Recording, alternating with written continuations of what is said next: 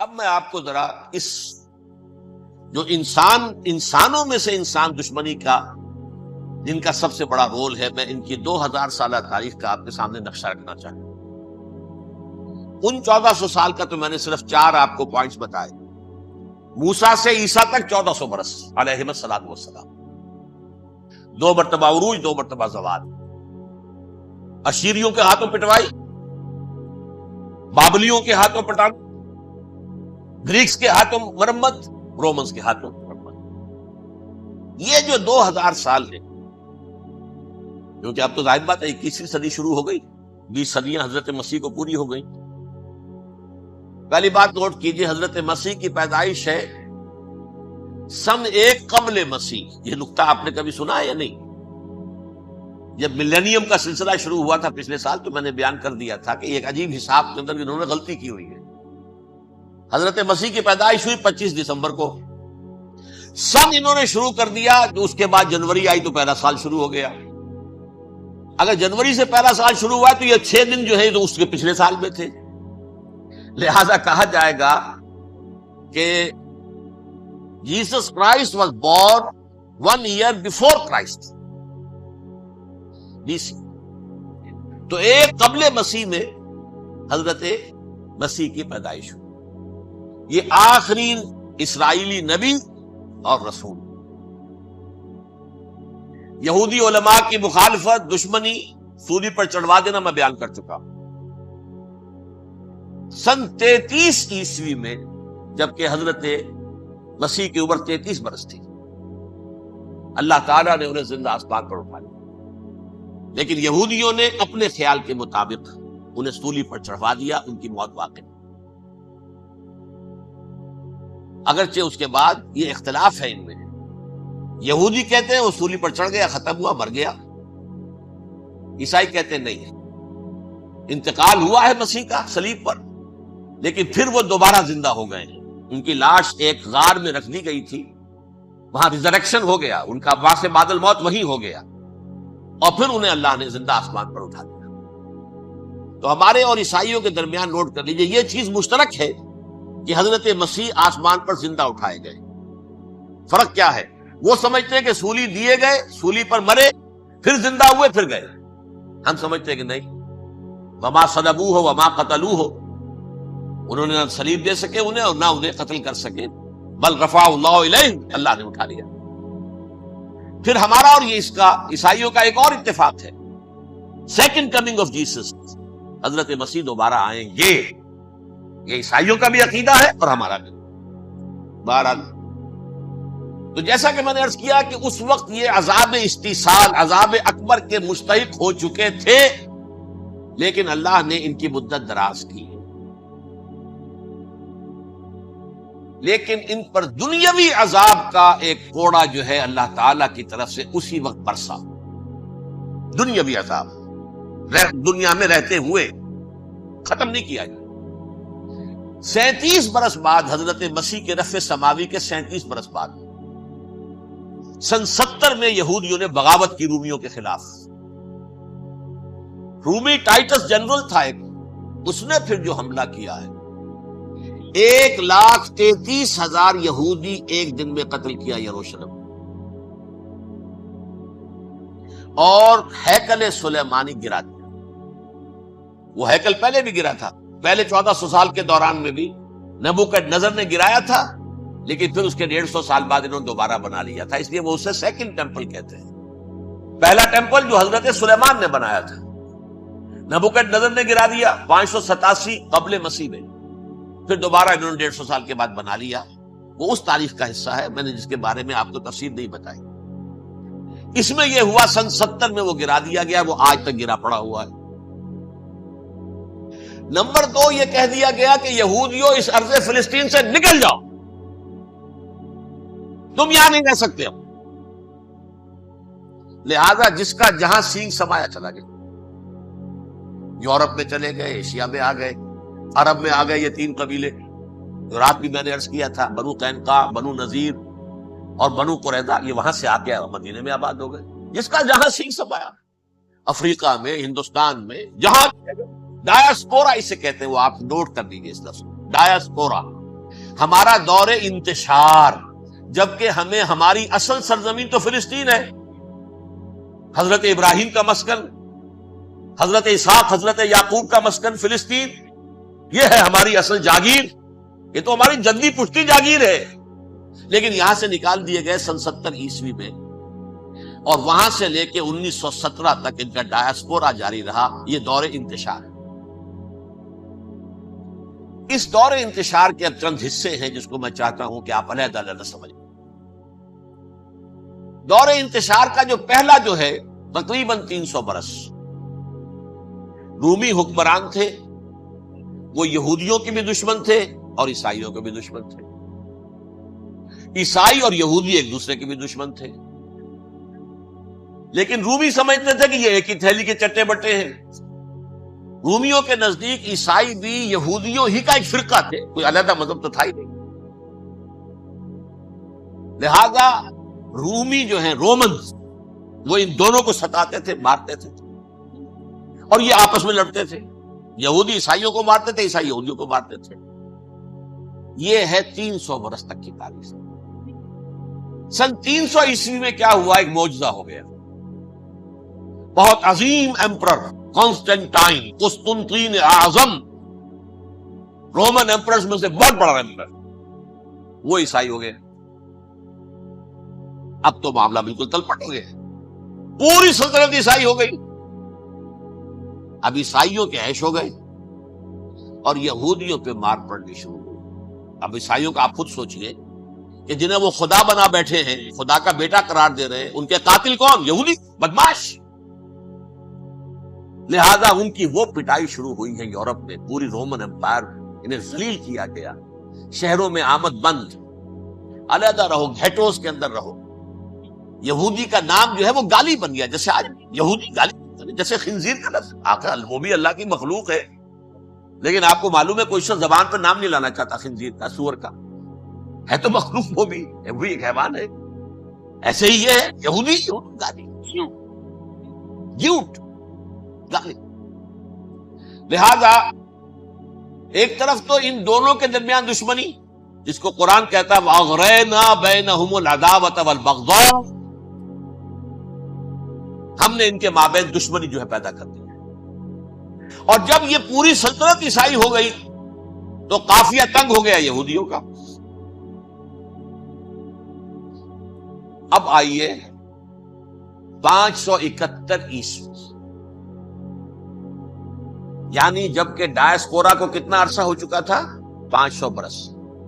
سن 70 سے شروع ہو رہا ڈایاسپورا، جب ٹائٹس نے گرایا ہے ہیکل کو اور نکال باہر کیا انہیں فلسطین سے، بھاگ جاؤ، یہاں ایک یہودی بھی نہیں رہے گا، فلسطین سے نکال دیے گئے۔ اس کے پورے 500 برس بعد سن 571 عیسوی میں حضور کی پیدائش ہوئی، ولادت با سعادت محمد رسول اللہ صلی اللہ علیہ وسلم۔ 610 میں آپ پر وحی کا آغاز ہوا، لیکن حضور کے ساتھ ان کا معاملہ کیا رہا؟ اول تو جبکہ حضور ابھی مکے ہی میں تھے، یہودیوں نے ریشہ دوانیاں شروع کر دی حضور کے خلاف۔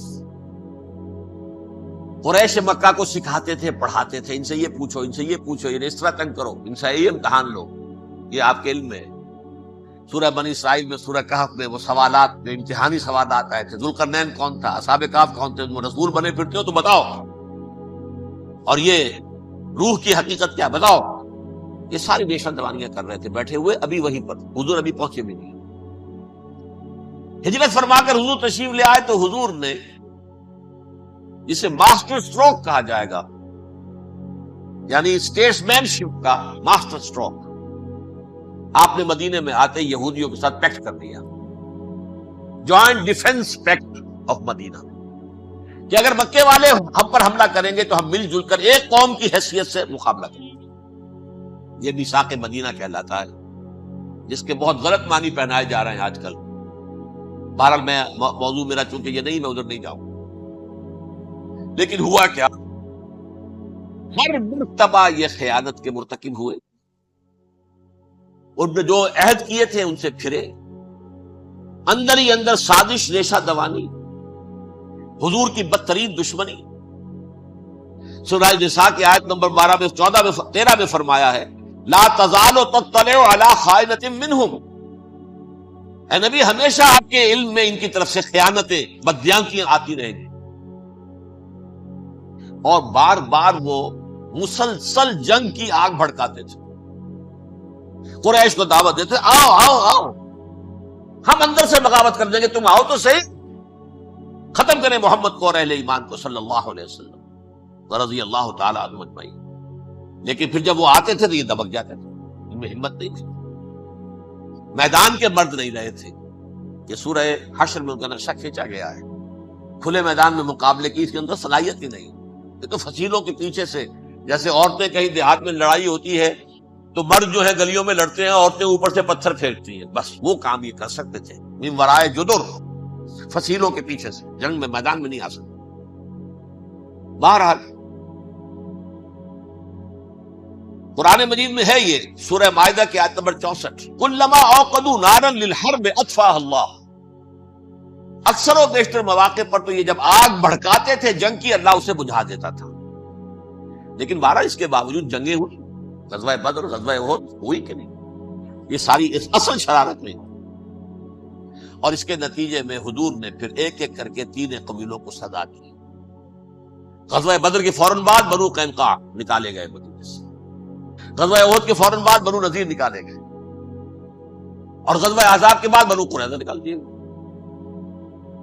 یہ تو میں نے آپ کے سامنے رکھ دیا صرف حضور کے زمانے میں ان کا کیا رویہ رہا. دشمن، رات بھی ہم نے وہ آیت پڑھی تھی، لَتَجِدَنَّ أَشَدَّ النَّاسِ عَدَاوَةً لِلَّذِينَ آمَنُوا الْيَهُودُ وَالَّذِينَ أَشْرَكُوا.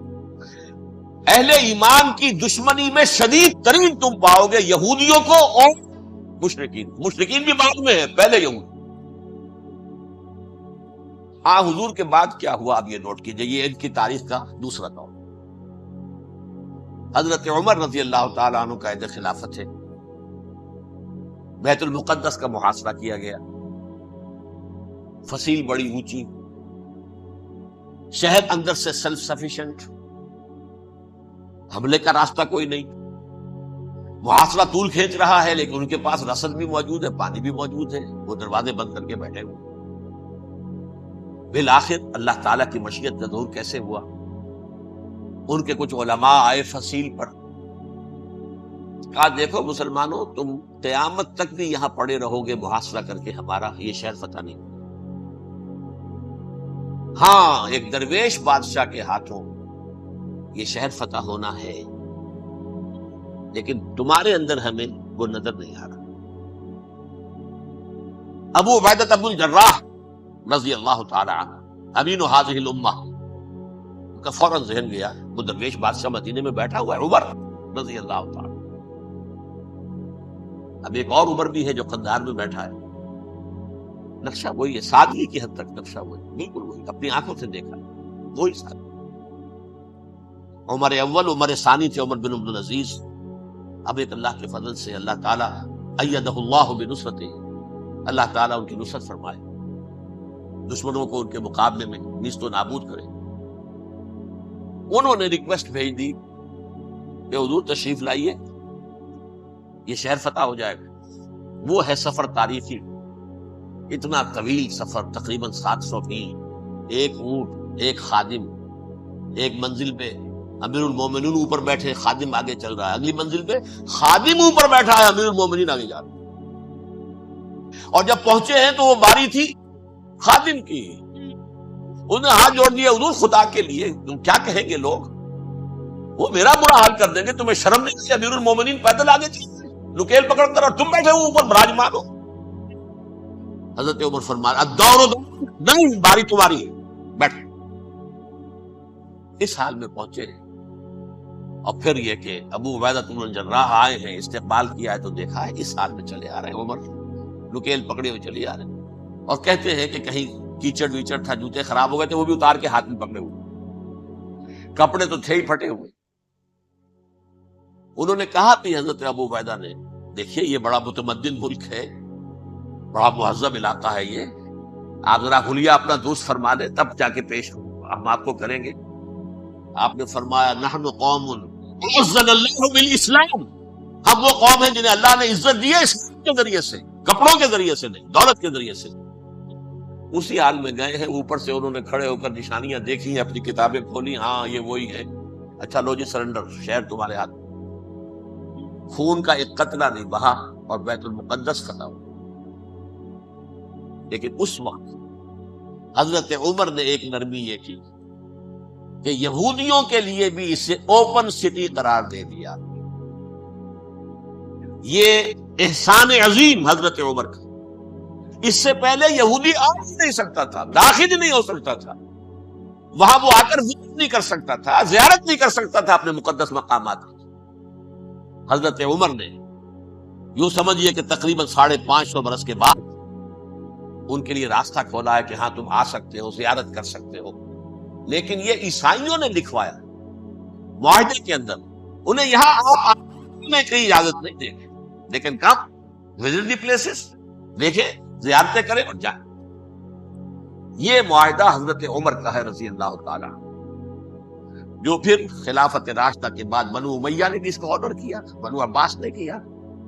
پھر جو ہمارے یہ ترکوں میں اندر خلافت آئی تو ترک خلفاء نے بھی اس معاہدے کی پوری پابندی کی۔ فلسطین میں آ سکتے ہیں یہودی، صرف زائرین کی حیثیت سے، وہاں آباد نہیں ہو سکتے۔ اب آئیے اگلا دور آیا حضرت عثمان کا دور خلافت۔ یہ ہے وہ وقت کہ اب یہود نے امت مسلمہ کی پیٹھ میں چھرا کھولا۔ وہ کیسے؟ ایک یہودی عبداللہ ابن سبا اسلام کا لبادہ اوڑھ کر آ گیا، معاشرے کا جائزہ لے لیا، ان میں بنو ہاشم اور بنو امیہ میں جو پرانی کشاکش تھی اس کے کچھ نہ کچھ جراثیم باقی ہیں، اگر ان کو ذرا بھڑکا دے تو مسلمانوں میں انتشار پیدا ہو۔ کہا یہ عثمان کون ہے؟ یہ تو بنو امیہ میں سے ہے، یہ حق تو بنو ہاشم کا ہے، خلافت ان کے پاس ہونی چاہیے، محمد کے تو رشتہ دار وہ ہے صلی اللہ علیہ وسلم۔ عوام الناس کے اندر بات پھیلنی شروع ہوئی۔ پھر ایک بڑی سازش کے انداز میں حضرت عثمان کے خلاف پروپیگنڈا، حضرت عثمان کے جو عاملین تھے، گورنر تھے، ان کے خلاف پروپیگنڈا، اور ایسی ہوشیاری کرتے تھے کہ کوفے میں کوفے کے حاکم کے خلاف کچھ نہیں کہنا، اجی مصر میں یہ ہو رہا ہے، اجی شام میں یہ ہو رہا ہے، اجی یہ جو عثمان ہے وہ یہ کر رہا ہے، یہ ظلم ہو رہا ہے، یہ لوٹ مار ہو رہی ہے، یہ خیانتیں ہو رہی ہیں۔ اب نہ تو اس زمانے میں مینز آف کمیونیکیشن، کیسے تصدیق کریں؟ افواہیں تو آپ آج کراچی کے اندر شروع ہو جائے تو پتہ نہیں چل سکتا کسی کو کہ کیا اس میں صداقت ہے کیا جھوٹ۔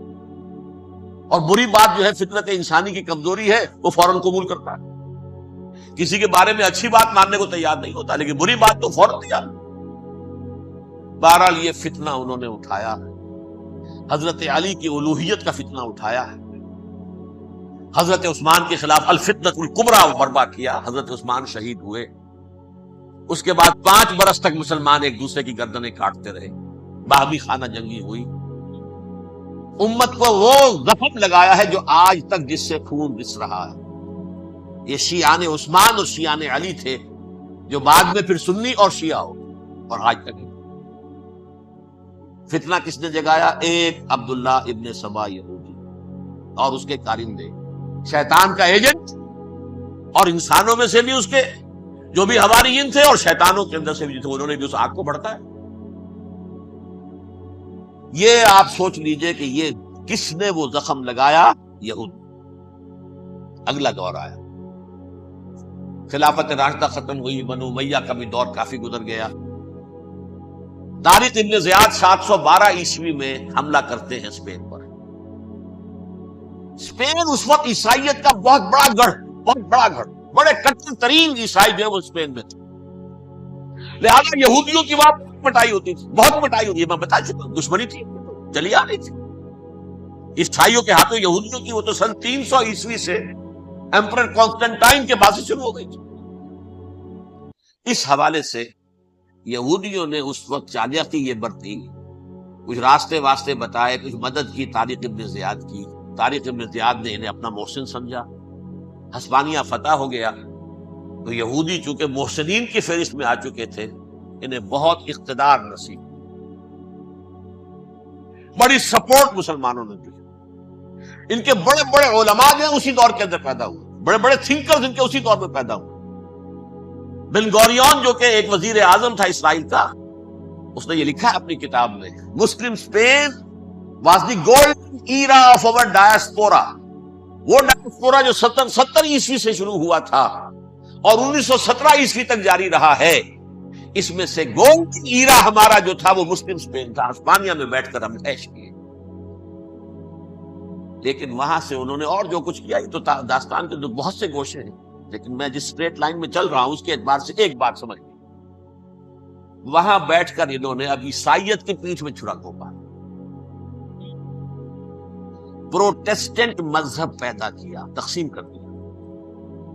جیسے شیعہ سنی کی تقسیم، عبداللہ ابن سبا، رومن کیتھولک اور پروٹیسٹنٹ کی تقسیم، یہودی علماء.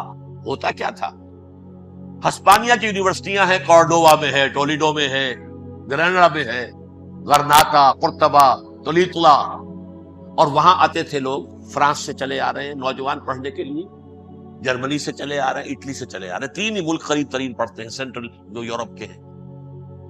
یہاں پر جو ہے وہ اسلام جو نور پھیلا رہا تھا اس سے بھی مستفیض ہوئے.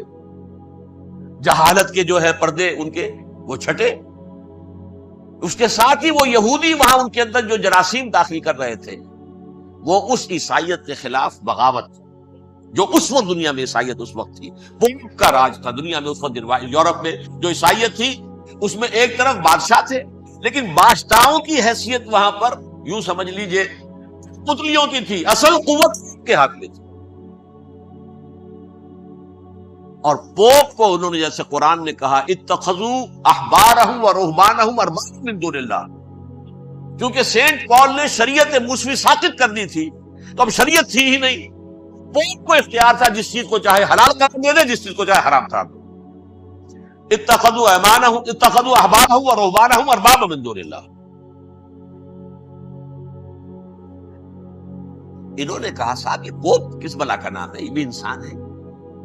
بات تو ٹھیک تھی نا، اصل حیثیت تو کتاب کی ہونی چاہیے، ڈیوائن بک، لہذا یہ کتاب ہر شخص پڑھ سکتا. پوپ کے باپ کو جو ہے کوئی اس کے لیے پروپرائٹری رائٹس تو نہیں ہے کہ صرف پوپ پڑھ سکتا ہے یا پادری پڑھ سکتے ہیں. ہم بھی پڑھ سکتے ہیں، ہم بھی سمجھ سکتے ہیں. یہ باتیں تھی کہ جن کو بڑھا چڑھا کر بیان کر کے اور پوپ کا اقتدار ختم کرا دیا اور توجہ مرکوز کر دی بائبل کی طرف. اب بائبل میں بڑا حصہ تو اولڈ ٹیسٹامنٹ کا ہے. نتیجہ کیا ہوا، یہود کی عصمت پروٹسٹنٹس کے نزدیک مسلم ہو گئی. اصل قوم تو یہ ہے، وہ دشمنی بدلی کہ نہیں بدلی. موسیٰ کے امتی یہ ہے، تورات موسیٰ کو دی گئی، ابراہیم کی نسل یہ ہے. لہذا وہ جو دشمنی تھی، جو عداوت تھی کہ ہمارے خدا کو سولی چڑھانے والے ہیں یہ بدماش، اس کا ازالہ ہوا اس پروٹسٹنٹ مذہب کے نتیجے میں. یہ میں اب آپ کو بتاتا ہوں کہ ایک نتیجہ وہ نکلا ہے جسے برٹرنڈ رسل نے بیان کیا ہے. اس کی کتاب ہے ان پریز آف آئیڈلنس، صفحہ 108. وہ لکھتا ہے the Christians retaining the Judaic belief in special revelation added to it the Roman desire for worldwide domination and the Greek taste for metaphysical subtleties. The combination produced the most fiercely persecuting religion that the world has yet known. یہ 3 چیزیں آ کر عیسائیت میں مل گئی. ایک تو جب یہ اولڈ ٹیسٹامنٹ جو ہے وہ ان کے ہاتھ میں آ گئی، اور اس کے میں کچھ آپ کو بتا دیتا ہوں کہ اولڈ ٹیسٹامنٹ کی تعلیمات، کیونکہ یہ اولڈ ٹیسٹامنٹ جو ہے یہ محرف تھی. اصل تورات تو گم ہو گئی تھی 587 قبل مسیح میں، جب پہلی مرتبہ ہیکل جو ہے تباہ ہوا ہے، اس وقت ختم ہو گئی تھی. اس کے کوئی 150 سال کے بعد انہوں نے یادداشتوں سے مرتب کر کے لکھی ہے. اب اس میں ان کے اپنے خیالات، اپنے امانی، اپنی توجیحات وہ شامل ہو گئی.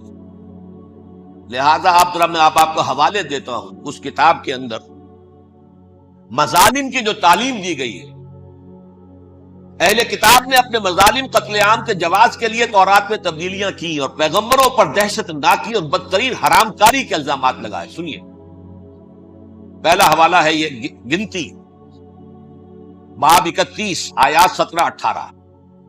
اس لیے ان بچوں میں جتنے لڑکے ہیں سب کو مار ڈالو، اور جتنی عورتیں مرد کا منہ دیکھ چکی ہیں ان کو بھی قتل کر ڈالو، لیکن ان لڑکیوں کو جو مرد سے واقف نہیں اور اچھوتی ہیں اپنے لیے زندہ رکھو. یہ کسی اللہ کی کتاب کا یہ جملہ ہو سکتا ہے؟ کسی ریویل بک کا؟ اور سنیے، یہ ہے استثناء ڈیٹرانومی باب 20 آیت 16-18. پر ان قوموں کے شہروں میں جن کو خداوند تیرا خدا میراث کے طور پر تجھ کو دیتا ہے، کسی ذی نفس کو جیت بچا رکھنا، جیسا خداوند تیرے خدا نے تجھ کو حکم دیا بالکل کر دینا.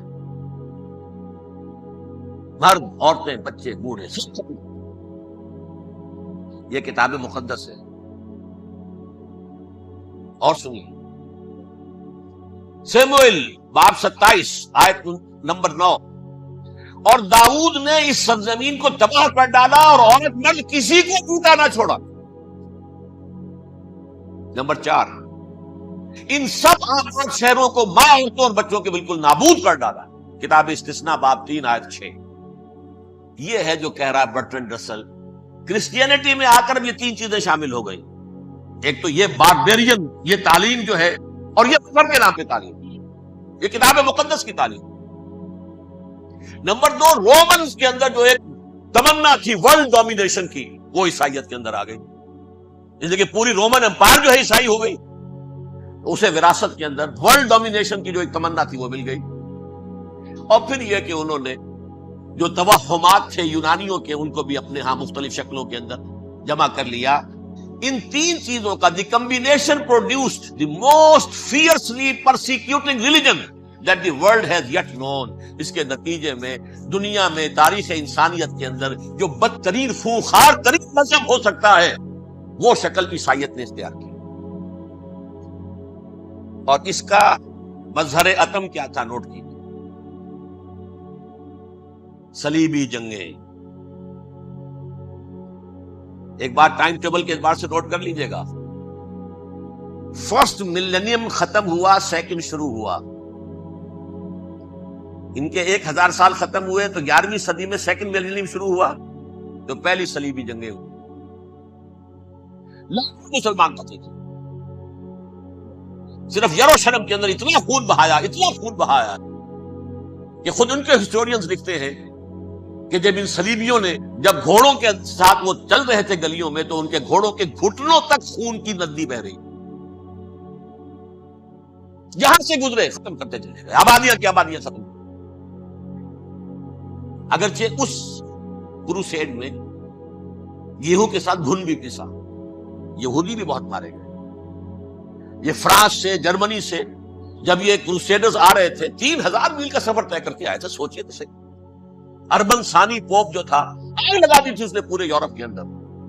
سے ڈوب مرو، تمہارے مقدس علاقے مسلمانوں کے ہاتھ میں. انفیڈلز، یہ کافر، یہ مرتد، یہ ملحد. مسیح جہاں پیدا ہوا، مسیح کو جہاں سولی دی گئی، وہ کہاں ہے؟ ان کے ہاتھ. وہ آگ لگائی ہے، 3000 میل کا فاصلہ طے کر کے یہ قومیں آئی ہے، اور جو تباہی مچائی ہے. تاریخ انسانی میں ایسی بربریت کی کوئی مثال. اور یہ ان کے اپنے ہسٹورینز لکھتے ہیں کے بارے میں. ایسے محسوس ہوتا ہے جیسے ان کی گردنیں جھکی جا رہی ہیں.